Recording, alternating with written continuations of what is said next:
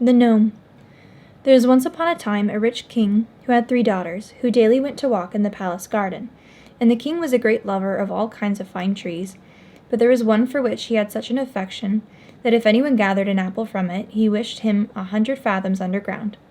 And when harvest time came, the apples on his tree were all as red as blood.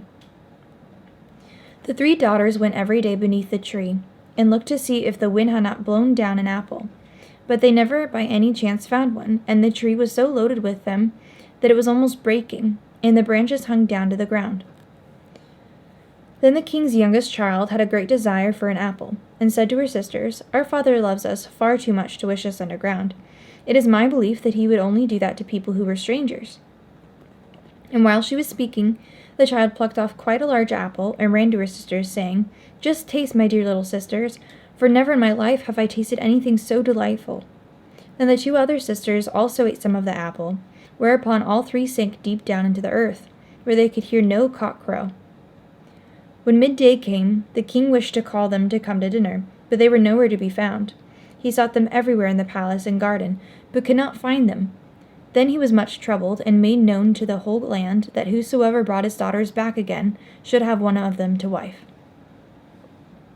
Hereupon so many young men went about the country in search, that there was no counting them, for everyone loved the 3 children, because they were so kind to all, and so fair of face. 3 young huntsmen also went out, and when they had traveled about for 8 days, they arrived at a great castle, in which were beautiful apartments, and in one room a table was laid on which were delicate dishes, which were still so warm that they were smoking, but in the whole of the castle no human being was either to be seen or heard. They waited there for half a day, and the food still remained warm and smoking, and at length they were so hungry that they sat down and ate, and agreed with each other that they would stay and live in that castle, and that one of them, who should be chosen by casting lots, should remain in the house, and the 2 others seek the king's daughters. They cast lots, and the lot fell on the eldest, so next day the 2 younger went out to seek, and the eldest had to stay home. At midday came a small mannikin, and begged for a piece of bread. Then the huntsman took the bread which he had found there, and cut a round off the loaf, and was about to give it to him, but whilst he was giving it to the mannikin, the latter let it fall, and asked the huntsman to be so good as to give him that piece again. The huntsman was about to do so, and stooped, on which the mannikin took a stick, and seized him by the hair, and gave him a good beating. Next day the second stayed at home, and he fared no better. When the 2 others returned in the evening, the eldest said, "Well, how have you got on?" "Oh, very badly," said he, and then they lamented their misfortune together, but they said nothing about it to the youngest, for they did not like him at all, and always called him Stupid Hans, because he did not exactly belong to the forest. On the 3rd day, the youngest stayed at home, and again the little mannikin came and begged for a piece of bread. When the youth gave it to him, the elf let it fall as before, and asked him to be so good as to give him that piece again. Then said Hans the little mannikin, "What, canst thou not pick up that piece for thyself? If thou wilt not take as much trouble as that for thy daily bread, thou dost not deserve to have it."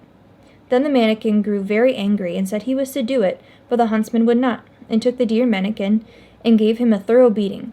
Then the mannikin screamed terribly, and cried, "Stop, stop, and let me go, and I will tell thee where the king's daughters are." When Hans heard that, he left off beating him, and the mannikin told him that he was an earth mannikin, and that there were more than 1,000 like him, and that if he would go with him, he would show him where the king's daughters were. Then he showed him a deep well, but there was no water in it, and the elf said that he knew well that the companions Hans had with him did not intend to deal honorably with him. Therefore, if he wished to deliver the king's children, he must do it alone. The 2 other brothers would also be very glad to recover the king's daughters, but they did not want to have any trouble or danger. Hans was therefore to take a large basket, and he must seat himself in it with his hanger and a bell, and be let down. Below were 3 rooms, and in each of them was a princess, with a many-headed dragon, whose heads she was to comb and trim, but he must cut them off. And having said all this, the elf vanished. When it was evening, the 2 brothers came and asked how he had got on, and he said, "Pretty well so far," and that he had seen no one except at midday, when a little mannikin had come and begged for a piece of bread, that he had given some to him, but that the mannikin had let it fall and had asked him to pick it up again. But as he did not choose to do that, the elf had begun to lose his temper, and that he had done what he ought not, and had given the elf a beating, on which he had told him where the king's daughters were. Then the two were so angry at this that they grew green and yellow. Next morning they went to the well together, and drew lots who should first seat himself in the basket, and again the lot fell on the eldest, and he was to seat himself in it, and take the bell with him. Then he said, "If I ring, you must draw me up again immediately." When he had gone down for a short distance, he rang, and they at once drew him up again. Then the second seated himself in the basket, but he did just as the same as the first. And then it was the turn of the youngest, but he let himself be lowered quite to the bottom. When he had got out of the basket, he took his hanger, and went and stood outside the first door and listened, and heard the dragon snoring quite loudly. He opened the door slowly, and one of the princesses was sitting there, and had 9 dragon heads lying upon her lap, when she was combing them. Then he took his hanger and hewed at them, and 9 fell off.